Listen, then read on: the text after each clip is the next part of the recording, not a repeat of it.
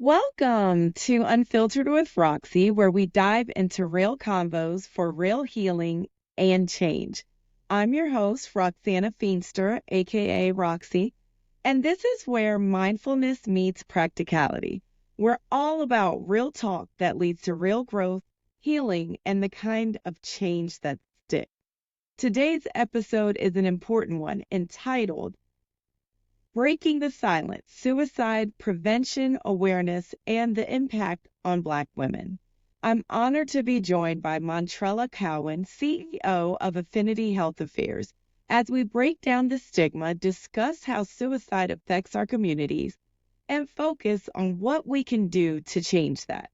Together, we're going to dig into the ways Black women are disproportionately impacted and how we can show up for ourselves and each other. So whether you're tuning in to learn, heal, or support a loved one, this episode is for you. Let's get real, let's heal, and let's create meaningful change. I'm beyond excited to introduce a phenomenal guest today, someone who is literally crushing barriers in the mental health and wellness space. Montrella Cowan, a powerhouse in every sense of the word. She is a mental health thought leader. She's a licensed psychotherapist, an independent clinical social worker, a professional speaker, and a best-selling author. She's a big deal, y'all. Montrella is an all-around survivor who knows firsthand what it means to overcome. Raised in the inner city projects of Brooklyn, she faced sexual abuse, teenage pregnancy, and poverty. But let me tell you, she didn't just survive. She turned her pain into purpose and has dedicated her life to helping others do the same. Montrella is the founder of Affinity Health Affairs, LLC, where she empowers men and women to break free from their past trauma and step into a healthy, vibrant future. She's a firm believer in the mantra, #truth over trauma. And today she's going to help us unpack what that really means. Whether she's serving individuals in her therapy practice, working with churches, corporations, and the government agencies on wellness and leadership development, or being a loving mom, Montrella brings wisdom, warmth, and resilience to everything she does. She truly is a light in this world. And oh, did I mention she loves dancing? So without further ado, please help me to welcome the one and only Montrella Cowan. Montrella, I'm so thrilled to have you on Unfiltered with Roxy podcast today.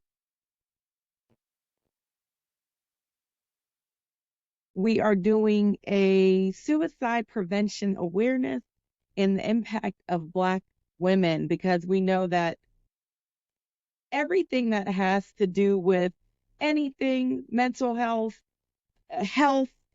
insurance, workplace, all of those things affect Black women differently. So I'm so glad to have you here with me today. And I know you had a very long day, so I just wanted to give you a chance, though, to say a little bit of what you're working on. I know you're really busy, and that's why we pressed through to do the podcast tonight. Yeah. Well, thank you, Roxana, for having me. It is a pleasure to join you. Thank you for your mission. It is so needed. So your audience is very blessed to have you to share all of this good information. So I'm here to support you in your cause Yes, and to spread the message about the importance of mental health. yes, yes, yes. And we met when I was working at a nonprofit, talking everything mental health, and you always were such a great support. I mean, even one time you packed up, I don't know if you remember this, you packed up like the day before I had called, like, look, we're doing this big event down in Baltimore City. Can you come? We'll pay for your hotel, everything. And you just picked up and came and really supported a lot of people that day. Um, and I know that comes from you having a passion in your heart to really help people, support people. I know you also do coaching to help not only people that are in crisis, but people who are doing well and want to do better. Where did that come from? Oh, yeah. So, as you know, I'm a licensed therapist and I have been for over 12 years now. Yes. What I found is that, when people do therapy, they start to get better, especially with me, because I use very effective tools and techniques. And so they make the progress. And then it's like, well, what's next? Right. And so that's why I also became a certified coach so that I can help people on that trajectory of life. Because I don't know if do you know the difference between coaching and therapy, Roxana? No, I would love for you to tell. Yeah. So the way I describe it is therapy helps you complete your past, Mm, while coaching helps you create your future. That's beautiful. Yeah. Yeah. So once people are finished with the inner childhood stuff, the trauma, things like that from the past, they're now ready to create their business or lifestyle that they desire. So that's funny because now I'm working on it's not really funny because working on your inner child is not that happy go lucky. Like, I guess maybe for some people, but yeah, I found out that my inner child had a lot of rage, and I had to really try to love on her, Yes, and because I'm not going to be able to progress to the point where I can get coached and go to another level. I hear you. Well, I'm glad to see that you're taking that on. That's really powerful work. Yes, it's heavy work. Yeah, yeah, but you don't have to do it alone. That's what we Yeah. What I love what you said about, well, going back to the fact of the therapy, and you came to Baltimore, you were doing in-person one-on-one check-ins. You didn't know what you would see that day. And I think that's kind of hard when you're a therapist and you're dealing with people that are dealing with trauma. Mm. A lot. I know you heard a lot that day. What helps you when you're in those situations? Because there's a lot of people that are therapists like you. They're listening to those heavy stories. What helps you when you're in that situation to keep, Yeah, I guess, not distance, because that's what makes you a good therapist, because I've seen you in action, that because you're there with the person. yeah. But what helps you like to keep going? Well, you definitely have to pour into yourself, right? And so a lot of the things that I'm sharing with all of the things that I share with my clients, I also practice. And one of the things I would say is that, this starts with inner harmony. See, a lot of times people come and they're not there for themselves. They're looking for help for their partner or their children, right? It's everybody else, of course. Yeah. To get a better boyfriend, to get a better job, whatever it is. Well, if they're in a relationship, they might be saying, well, he needs help. Right. Or my child needs help. So they're coming asking for you to help someone else rather than coming for themselves. So even in couples counseling, sometimes they'll drag someone in so that they can get help. Right. Not connecting that, in fact, you're in it too. So Right. we can do with you. So that's inner harmony that you want to work toward. And I always say that the key to inner harmony is mind body transformation. You see, a lot of us focus so much on our physical health, getting our steps in. We're doing the intermittent fasting, with, all of these things. And physically, we're eating right, we're eating clean, Yeah. and yet we're neglecting our mindset. Yeah. We have to wake up being intentional. So, I wake up, I read. I wake up, after I read, I work out with a trainer. After I train, I'm preparing my day and myself. And so when you do that, when you're intentional and you're also nurturing your own mindset, it's a lot easier to help others. Yeah. Because not only that, the techniques and the tools that I use actually work. I provide practical tools that people can use as if it was an umbrella for the rain. And so I get excited. No, I'm not excited to see someone hurting or in pain, but I'm excited that they reached out, that they took the first step. Dr. Martin Luther King Jr. said, faith is taking that first step without seeing the whole Yeah. staircase. Because you And don't. so when they just make the call, it's huge. And so I do get excited. I can't always show it because depending on where they are, they might take offense depending on their mental state. But I get excited because I know that I can help them get to that other side. So it's it's not draining as people would imagine. I get that question a lot, though. I'm so glad you asked. It's not draining. And on the flip side, from the client perspective, it's not hard. It's Yeah. not painful process. Don't watch too much TV because they don't do a good representation of us, Yeah. quote unquote, shrinks. It doesn't have to be painful. And oftentimes when people start to do this work, it's like a ton lifted off their Yeah. shoulders. Yeah. Because I think you get to a point where you're like, I don't want to carry all of this. Boy, do we carry a lot, particularly like women. Black women. Hold it down. We're special in that regard. Yes. But it's almost to our own detriment. Yeah. Yeah. But I also wanted to say that you have a light about you because I remember one of our young people had just was so touched by you just being there. And that's why I think people miss it with therapists. It's not just knowing all the stuff because you do know all the stuff. You have your own business, you're writing books, you're doing all this, but it's like also just having that light in you from what you've been through and what you've learned and willing to give that belief Yeah. to people. Oh, yeah. Yeah. I think a lot of times people look at us as living in a lighthouse or something. Yeah. But therapists are human beings too. And that is one of the, number one feedback I get, whether it's through therapy or if I'm doing my speaking to audiences, they'll come up to me afterwards and they'll share, because they can relate to some of the trauma that I myself overcame. So it's not easy. I know that. But when we do the work, you can really start to have what I call a mighty mindset. Yeah. And a mighty mindset allows you to step into your greatness. We all have a divine purpose here on earth. I can't fulfill yours. You can't fulfill mine. But we have to be in full form and ready to do that. We have to be ready to do that. A lot of times when it comes to trauma in particular, it's bottled up Yeah. and it's affecting us in so many areas of life. We talked earlier about the inner child. And if that is not healed, if your inner child is not healed, that will determine everything. It'll determine your relationships. It will determine your career, right? So we don't want to be living from the past. We want to be able to create the future and step into our greatness and be of service to others. But like they say, when you take a flight, you got to put your own oxygen mask on first.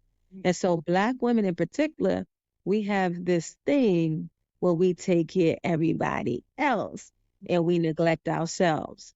And what I call that, I came up with a name for it.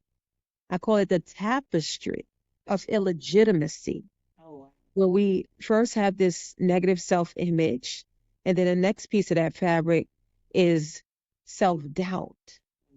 And then we go into self-neglect, and then finally self-harm. And I know that September is Suicide Prevention Awareness Month. Yeah. And so that could be a form of self-harm. Yeah.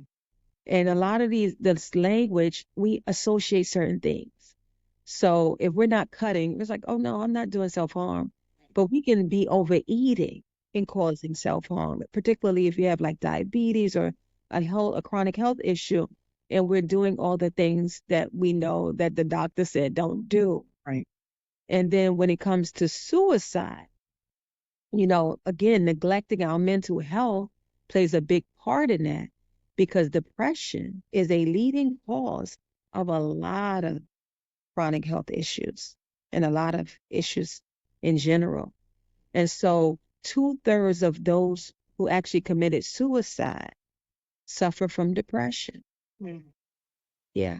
I call depression a silent killer.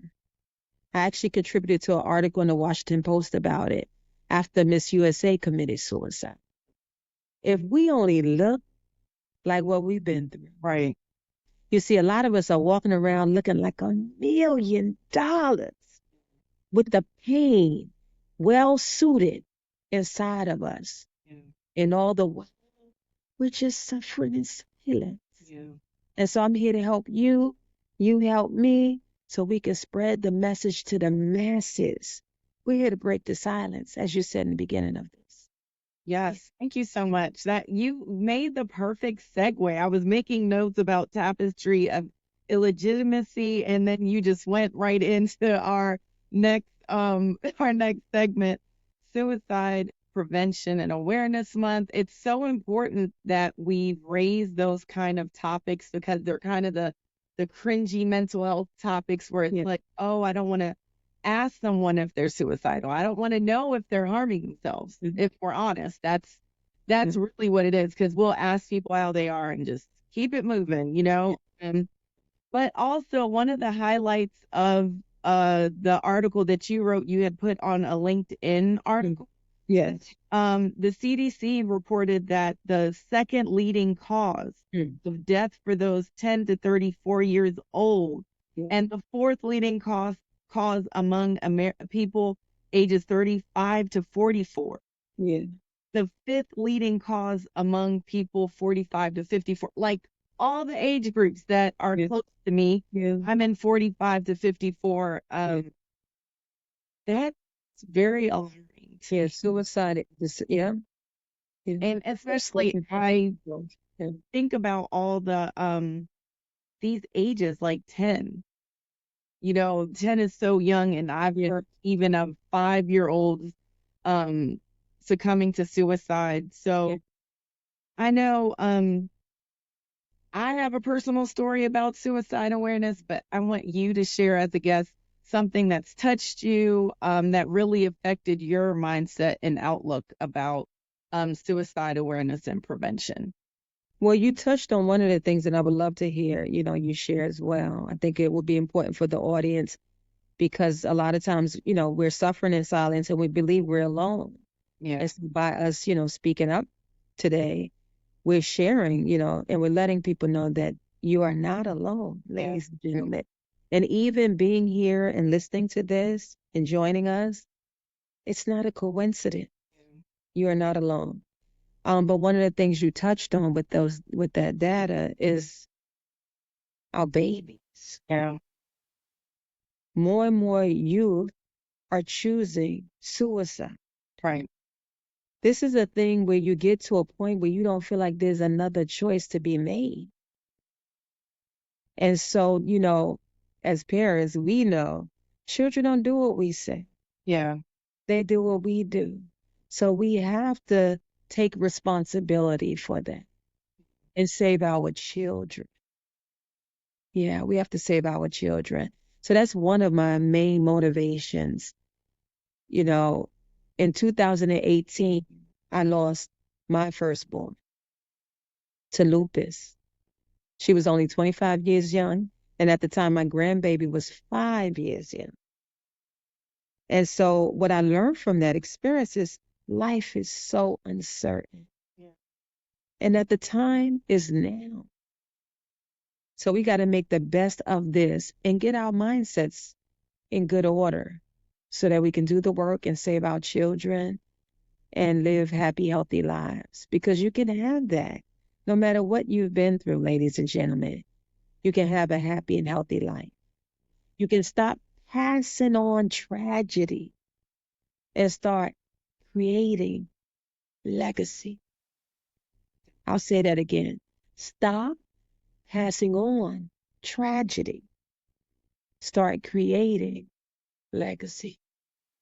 That's so beautiful. So I want to dive in a little bit deeper to what you just said about stop passing the trauma. Do you mean like talking about the trauma all the time, or maybe repeating the same things that had happened to you that were a trauma, maybe being not a I don't know how to say that. Probably repeating parenting practices like beating, drinking, things to excess, like repeating the cycle. What That's what So what I mean exactly? by stop passing on tragedy, it would be doing the work, because again, a lot of people You know, they have all these ideas and suggestions for how somebody else can get better. Right. Yeah, They know all that. everybody else that needs help. You need this and you need that. And I always say, if you're grown, we don't need anything, Right. right? But it's different when I'm taking care of myself, I'm getting my mental health taken care of. Now they're watching. Right. And then they'll ask questions or they'll notice the change and they'll seek their own help because now I'm leading by example. So that's what I mean by stop passing on the tragedy. Yes, just like you're saying, choose healthier ways to cope. Yes. Put down the alcohol, put down the weed or the marijuana or whatever you want to call it. I know it's legal. But that don't mean, just because you can, don't mean you should. Yeah. Because that can be a gateway drug that leads to a lot of other addictions. So we have a lot of addictions. It's not just among the celebrities, which there's a lot of that. I don't know if you know, we just lost Richie Kwan. Oh no, I Richie didn't. Kwan, rapper Richie, yeah, 34 years young. And they're still trying to determine, but Oh, it's drugs. Oh my. yeah. Addiction is killing us. We lost Michael Jackson to that. We lost Whitney Houston to that. We lost Prince to that. We lost well, no, we didn't lose Robin Williams to that, but we lost Robin Williams to depression. To depression, and I was gonna circle back to that Yeah. people are trying to cope with depression, maybe cope with schizophrenia, maybe cope with bipolar through all these different drugs, maybe sex addiction, because we didn't even dive into the other thing, food addiction. Yeah. Yeah. Gambling, addiction. Yeah. Yeah. I get a lot of gambling, sex, like you said, porn addiction. Yeah.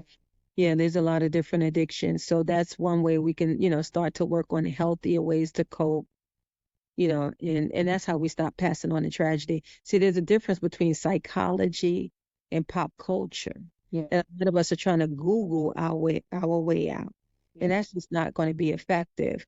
Google is not customized Yeah. for you.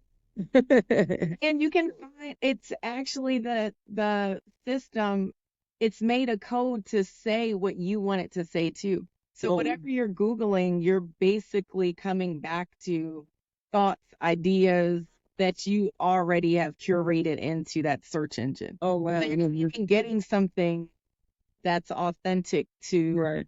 you, or that's really going to be life changing, because sometimes it's already ideas that they know that you're going to agree with. Right. Yeah. It's important. Yeah. I know you talked about Chelsea Chris, you talked about Robin Williams, and just that whole piece about depression, and I think kind of just not being addressed Mm. and how it affects everyone, because really it's a everyone thing. Mm. But how do we see it in high functioning women like a Chelsea Christ? Right. Yeah. Or I think even, I mean, we don't know Whitney Houston, but I feel that she had went through things, and the drug problem was definitely from some kind of depression that was untreated. Well, absolutely. And Whitney's stories is particularly sad because look how our daughter went out. And that's what I mean about stop passing on the tragedy. Yeah. See, the young lady was exposed from a very early age. That's how they cope. You get out, And perhaps if she wasn't Whitney, social services would have intervened a long time A ago. long time ago, yeah. But she really never had a chance. That little girl, 21 or so, she just never had a chance. So that's what I mean by that. That's a good example. So when it comes to high functioning depression, which, yeah, those would definitely be classified as such. Yeah, a lot of us, especially Black women, we show up. We got that grit. You ain't got to ask us twice. We have to work sometimes 2 and 3 harder than our counterparts, our white counterparts in particular. And so we can show up and be productive and have these high positions and make 6 figures or more and still be depressed. It's a sneaky little thing. That's why I call it the silent killer. So some of the ways in which you can recognize that when it comes to high functioning in particular, I would say would be career and business challenges or stressors. I would say things like the economy and inflation or financial struggles, right? Because especially if you're making a high income, but you still only have enough to pay your bills or may not even have that, it could be quite depressing and embarrassing. Right. So people are not speaking up. And it's interesting that you bring that up because as social workers, we're mandated to help those most vulnerable. So people in my field oftentimes go to children, which I'm not saying that's not important, and they'll go to like people in poverty. But I am especially interested in supporting working professionals Yeah. because people like Miss USA, you would think she has it all. And her job was to go around and smiling and charity and all of that. But there's a reason she jumped off 25 stories. You know, she would have had to have a closed casket. Yeah. So all her life, they've been looking at her and saying how beautiful she was. And the way she took herself out, oh no, you won't be able to look at me again. So we go and we produce. Mm. And so we have to look for those signs. So those are some of the, issues that red flags other attempts. Maybe other family members who have, taken that approach and either tried suicide or successfully committed suicide. So those are some indicators. And especially in the workplace, there's a lot of bullying, actually. Yes. It's a lot of bullying. Yeah. Yeah. That would be another indicator. And, the thing is, it's kind of, and domestic violence could be another one. We spoke about addiction. But with domestic violence, there's an amazing TED Talk. I think her name is Leslie. Her last name fails me. But she actually talks about how, it's just about telling someone. Right. That's how you really get out of that thing. Because what you'll notice is people in a domestic violence situation, it's a secret. Yeah. Secret, and they'll work very hard to protect their abuser. And they don't go out and stuff. So it's No. like it's so hard for you to actually find out the truth. You hide, you make up stories, you go to the hospital for a broken this or that, and you're like, oh, I fell, and things like that. And there's an excellent movie that I recommend for anybody that might be dealing with that right now. And that movie, there's a book as well, and it's called This Ends With Us. Oh. It's an excellent movie which really demonstrates, what one may go through, but also how one may get out of it. Right. Yeah. So, yeah. That's so good. I'm just looking at the questions we have, and just to wrap up, Yeah. what advice do you have for people that may feel overwhelmed by like cultural, societal stressors? You said a big thing, which I know we don't have time to dive into, but that pressure of I'm the family, the breadwinner of the family. I'm like supporting my mom and I'm supporting my kids. And, I might have my own stuff that I wanted to pay off and do. Yeah. What kind of advice can you give them to like get out of it? Yeah, that's a great question as well. I would say one way is using my AAA formula. And with AAA, the first A would be acknowledge. Mm. Acknowledge that you're not doing well. Acknowledge that you're in pain or that you're hurting. Acknowledge that you may not have been doing well for quite a while. Or acknowledge that you're not at your normal self. You're not functioning at your normal capacity or abilities. Even though other people may not know, even Right. though you look like what you're going through, Right. if you acknowledge it for yourself, right? Because you got to keep this in mind, Roxana. You can't want for somebody Yeah. more than they want for themselves. Yeah. Again, you can't want for somebody more than they want for themselves. So that's why we have to take responsibility and just acknowledge. Mm. The second step of that AAA process would be to ask for help. And yeah, none of it is, especially for us. And you can ask God if you're a believer or the universe or whatever that higher power is that you believe in. You can ask friends. You can ask friends and family, especially if any of them are getting support. You can ask them, would they recommend someone? And certainly you can ask us as professionals. Now, the nice thing that I think people don't recognize about therapy especially working professionals. They're very paranoid that their business will get out, you know, Yeah. employee assistance programs and what have you. But no, this is all confidential. We cannot share any things with your supervisor and what have you. So you want to be able to just reach out, ask for help, and know that we're here. Mm. Thank you so much. So, Oh, and let me give you that last A. yes. I know you said you had. Know if you had questions about it. And then that last A is affirm. Mm. And that's affirm who you are.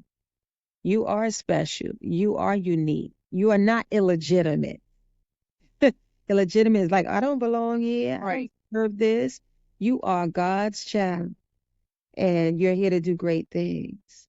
And so you want to affirm who you are. And affirmations is a great way to start to, defeat the negative self-talk. Because, you know, I've been there, right? What I do, I call it mini Monty versus mighty Monty. See, mini Monty was the victim, but mighty Monty, oh, that's me you looking at right now. He's the victor.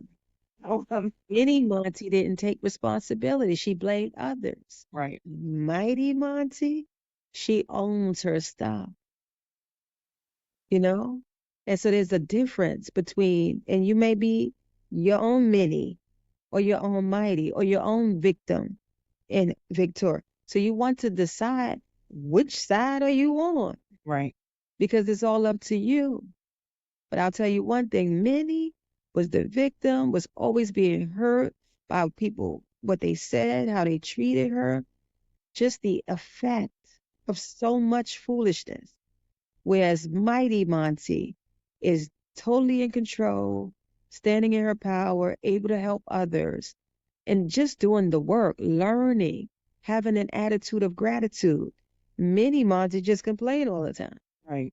So there's a difference. So we want to affirm. I had to affirm Mighty Monty. It was never given to me. I had to claim it. I had to hold on to it. And so words, we don't realize how powerful our tongue is. Very. The Bible talks about it can create or it can destroy. Yeah.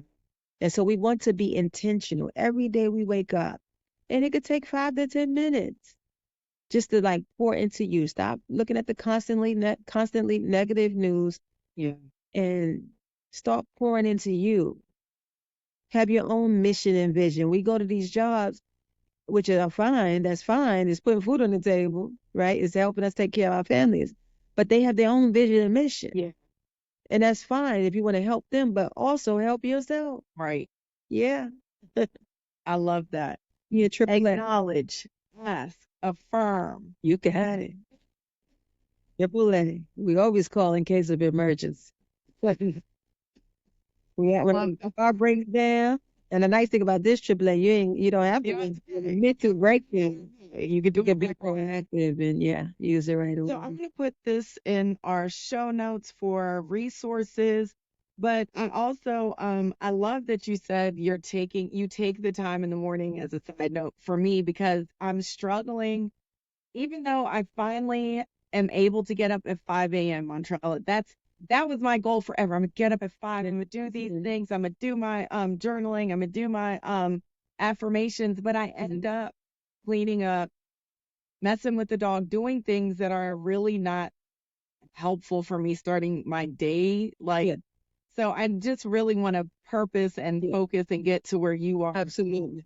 I'm doing my journaling. I'm doing my affirmations. Yes. Then the hard part was getting up, but now it's like, okay, Yeah. the next level is to do the hard work, which is what we're talking about. Even though it's not hard, it is hard because it's like, Absolutely. Yeah. And it's like breaking habits and creating new habits. Now, remember that anything worth having requires some growth. right, Requires some growth. If it was easy, that ain't it. right, And that's why I call myself the champion of growth, because all of the trauma and trouble that we go through, it's just taking us to the next level. I call it growing pains. Mm. And a lot of us don't want to grow. We're complacent. We complain, but we're complacent. That complaining, that chaos is comfortable. We're used to it. Now, to step out of our comfort zone, That requires courage being one of the major things. It takes a lot of courage. So that's why I say dare to be, Mm, because it takes a lot of courage to be. yeah.